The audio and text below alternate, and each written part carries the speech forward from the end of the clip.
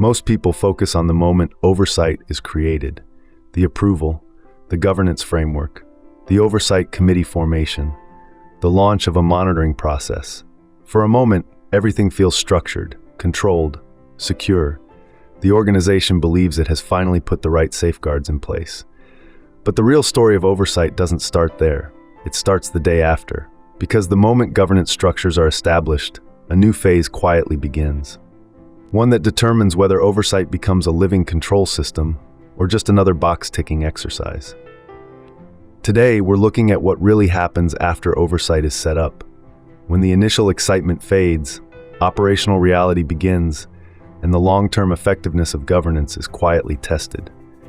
Because the success of oversight is never defined by the framework you launch. It's defined by what happens after it exists. Let's start with the moment everyone remembers. The day the oversight structure was formally established. Perhaps the organization implemented a new governance program. Maybe a regulatory expectation required stronger monitoring. Or leadership decided that risks needed clearer visibility and control. Suddenly, policies were written, oversight committees were formed, reporting templates were designed, dashboards appeared. Everyone felt reassured. After all, oversight had now been put in place. At that moment, it felt like progress. Stakeholders believed the organization was now safer, more compliant, and better protected from operational failures. The assumptions were simple. Oversight would detect problems, oversight would manage risk, oversight would improve transparency, and in that moment, those assumptions felt completely reasonable. Because at the time, this decision made sense. But governance frameworks are not static structures. They are systems that only prove their value through time, behavior, and pressure. And that's where the real story begins. The day after oversight is established, things still look perfectly fine. Reports start flowing, meetings are scheduled, controls appear documented, risk registers are populated. Everyone feels a sense of accomplishment. Leadership sees dashboards, boards receive their first oversight summaries. Regulators or stakeholders see evidence that governance structures now exist, and initially, it works. Early reports show normal operations, no major risks appear. The monitoring framework produces reassuring outputs. From the outside, it looks like the organization has successfully strengthened its governance environment. This early calm reinforces a powerful belief. The oversight setup worked, and in many ways, it did. But the early days of oversight rarely reveal the real challenges, because oversight systems don't fail during calm conditions. They are tested only when pressure appears.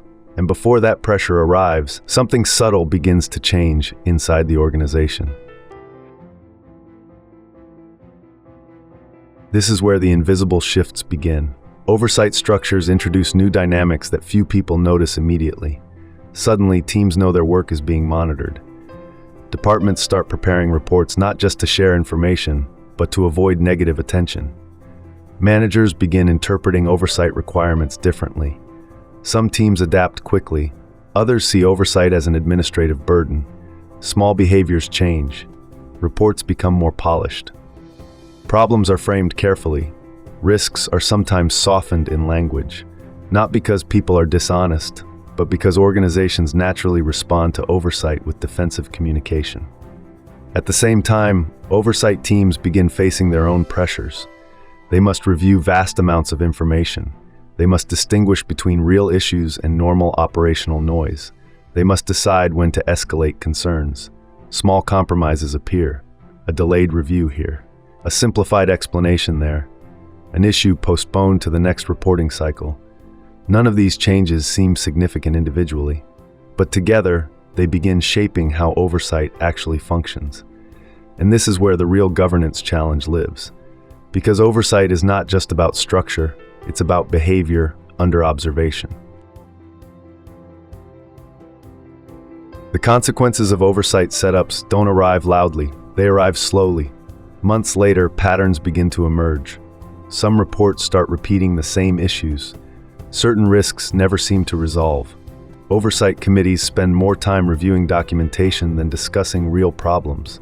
Suddenly, something happens. A control failure appears.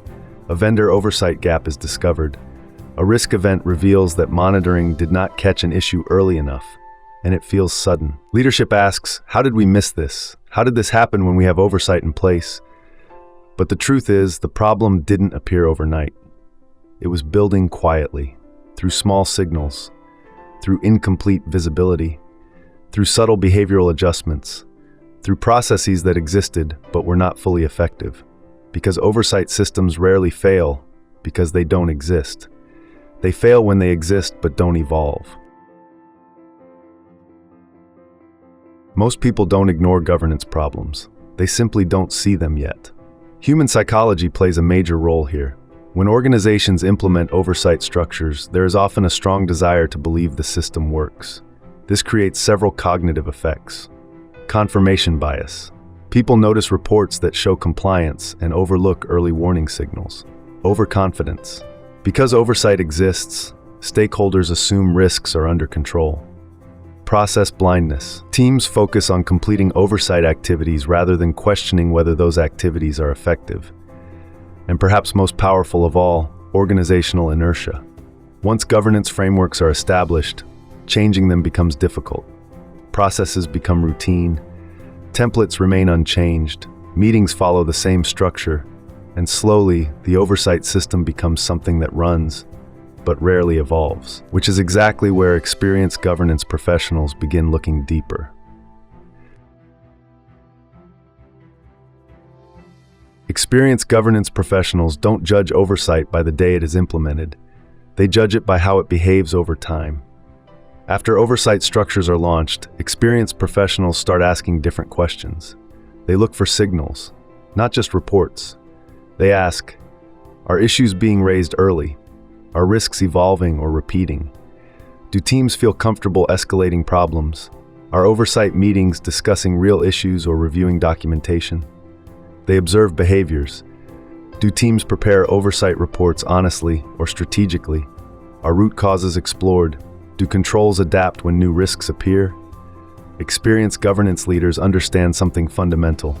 Oversight is not a static framework.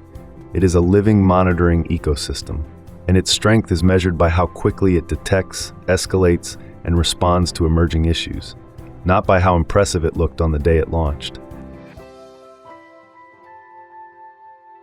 So what's the real lesson here? The lesson isn't don't implement oversight. Oversight is essential. The lesson is something far more powerful. Plan for the day after oversight is implemented, because that is when governance truly begins. Organizations that succeed with oversight ask a different question. Not, did we set up oversight? But, how will this system behave 6 months from now? One simple mindset shift can transform governance effectiveness. Treat oversight frameworks as systems that must evolve, not structures that simply exist. Because governance isn't about installing controls, it's about continuously understanding how those controls perform in the real world.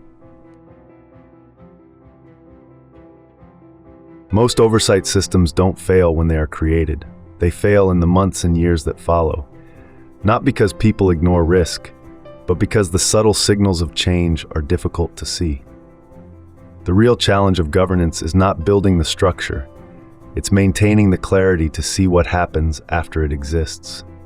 If this changed the way you think about oversight and governance, then it achieved exactly what it was meant to do. Because this is the day after.